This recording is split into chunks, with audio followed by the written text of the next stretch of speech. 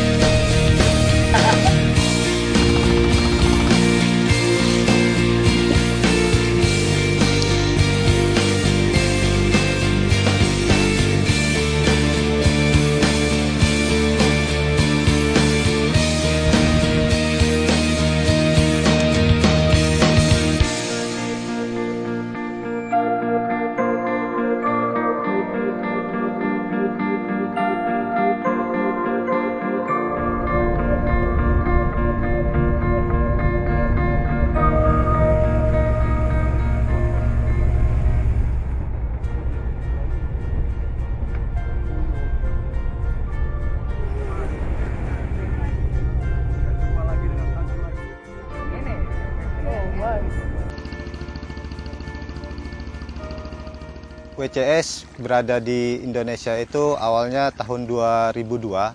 Kita melakukan penelitian di beberapa kawasan Taman Nasional. Setiap tahun kami melakukan monitoring ekosistem terumbu karang. Kami menemukan 353 spesies ikan karang dan 64 genera karang keras. Dan selain itu juga ada 9 spesies lamun dan 2 spesies penyu, penyu sisik dan penyu hijau.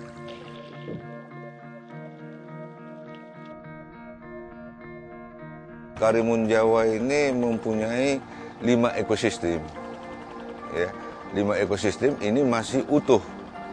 Dan kalau kita lihat, ya, satu-satunya mungkin 5 ekosistem yang masih utuh, yang masih lengkap di daerah Pantura mewakili Pantura Pulau Jawa.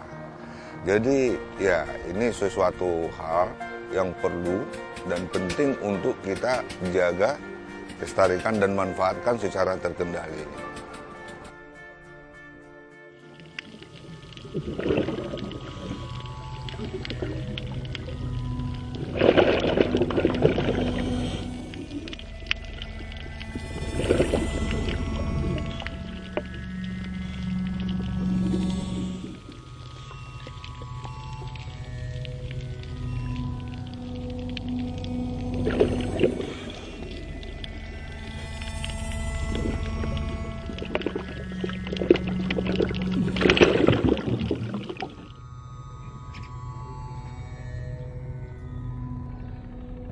Pada awal saya di sini memang kalau untuk ikan, segala bentuk ikan lah ya, itu masih banyak lah.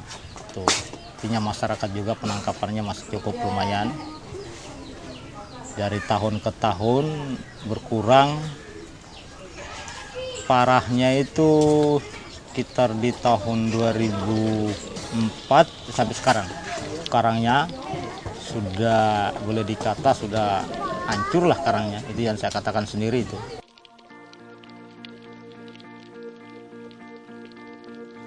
Salah satu indikator monitoring yang kami lakukan adalah biomasa ikan.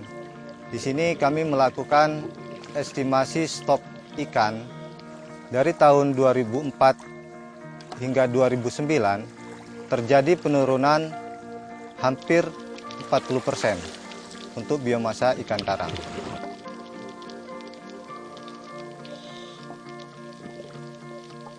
Menurunnya itu kan, dulunya itu kita tangkap biasanya kalau ikan karang ya, seperti ikan karang, seperti sunu lah ya, lodi itu dapat 5 ekor per hari, ya sekarang paling 1 ekor, itu minim. 2-3 hari kita melaut belum tentu dapat 1 ya, itu. Sehingga saya katakan itu 70% menurun.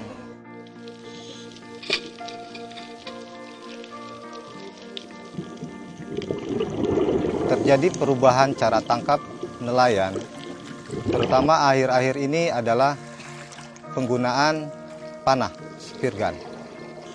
Pada umumnya, nelayan mencari ukuran ikan kerapu yang lebih besar. Kalau terjadi secara terus-menerus, tanpa ada pengaturan ukuran tangkap, bisa terjadi krisis pejantan.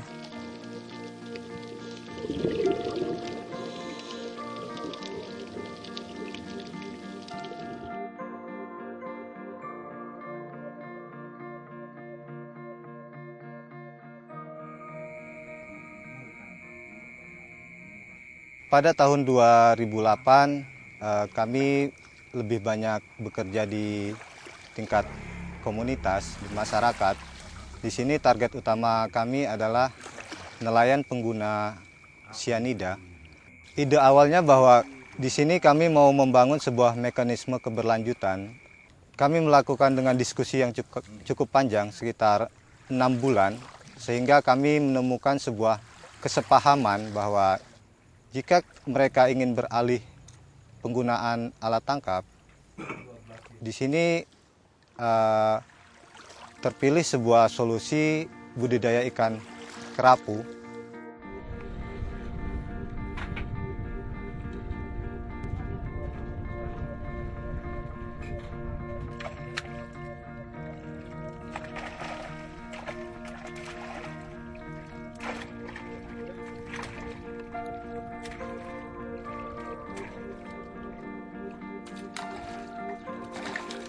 Melihat kondisi laut yang sekarang, jadi saya bersama rekan-rekan untuk beralih ke budidaya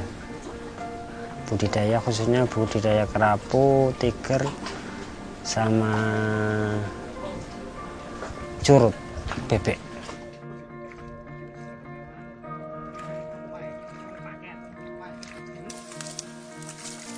Karena memang ikan kerapu sudah menurun. Bahkan kami khawatir suatu saat akan punah. Nah, itulah tugas kita, bagaimana mempertahankan di alam, budidaya juga tetap bisa jalan.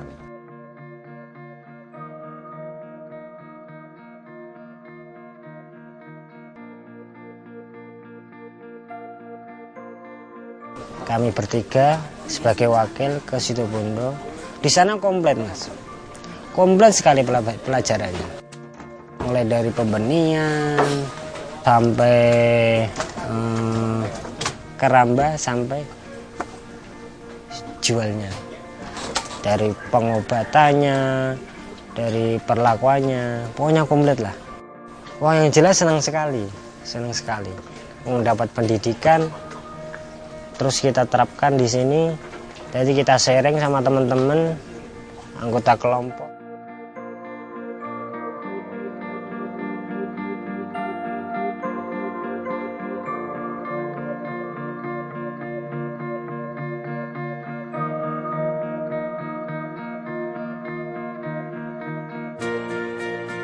Ya sedih juga sih, karena apa kematian, bukan karena apa-apa, karena kita beli bibitnya itu waktunya salah kan, waktu itu kan gelombang kan, jadi sampai sini juga waktu itu pas gelombang datang, kematian sangat banyak, apalagi bibitnya sangat jelek lah.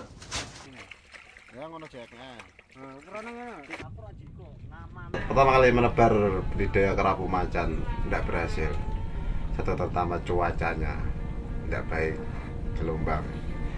Yang kedua, bibitnya kurang bagus karena belum tahu, belum pengalaman lah. Jadi penebaran waktu itu 2009 April ya, itu 6.000. Jadi tiap-tiap dari anggota kelompok itu dapat 1.000. Itu yang terus hasil akhirnya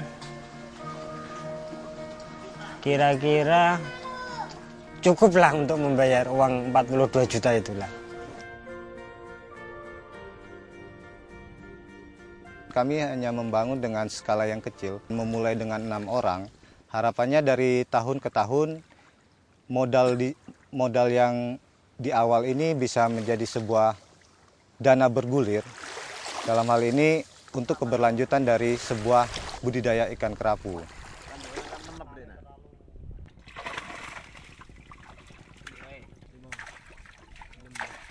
Yang pertama gagal, yang kedua kali tidak sampai gagal karena kita sudah tahu mengelola sekarang. Seharusnya yang kedua kali ini harus berhasil. Yang jelas dari kelompok, dari rekan-rekan tetap semangat. Direncanakan bikin keramba apung. Jadi di situ nanti merupakan milik kelompok. Katakanlah belum berhasil, harapannya ke depan berhasil dengan keramba apung ini.